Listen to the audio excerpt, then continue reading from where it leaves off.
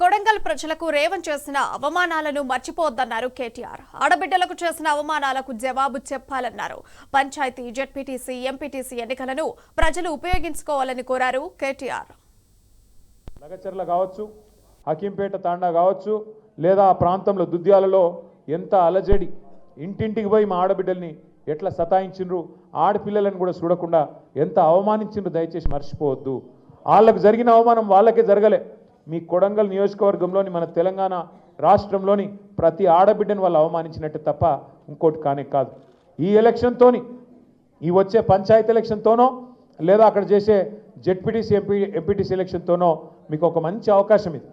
కాంగ్రెస్ వాళ్ళు తొవ్వకు రావాలంటే, కాంగ్రెస్ వాళ్ళ కుక్కతోక వంకర అనే బుద్ధి మారాలంటే వాళ్ళకి ఇప్పుడే మోక మీద దొరుకుతారు.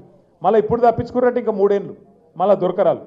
ఇప్పుడు గట్టిగా గుద్దితే ప్రతి మండలం, బొమ్మరాజపేట కావచ్చు, కోస్గి కావచ్చు, దౌలతాబాద్ కావచ్చు, దుద్యాల కావచ్చు, కొడంగల్ కావచ్చు, మద్దూరు కావచ్చు, మీరిగిన గట్టిగా గుద్దితే సౌండ్ ఢిల్లీలో వస్తుంది.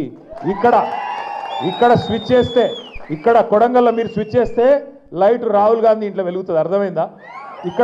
ఇక్కడ బంద్ అయితే అక్కడ బంద్ అవుతుంది, ఇక్కడ లైట్ బంద్ అయితే అక్కడ బంద్ అవుతుంది. అడగరా?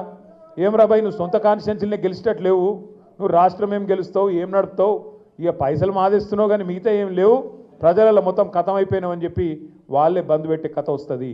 దయచేసి మిమ్మల్ని కోరేది ఒకటే, ఈ బాకీ కార్డు ఇంటింటికి తీసుకుపోండి, ఇంటింటికి పోవాలా. అదే మీ అస్త్రం. మీరు వేరే పాంప్లెట్ కొట్టే అక్కర్లేదు, మీరే ఇంకోటి ఏం చెప్పే అక్కర్లేదు. కాంగ్రెస్ వాళ్ళ మోసమే మీ అస్త్రం అవుతుంది, యాది పెట్టుకోండి.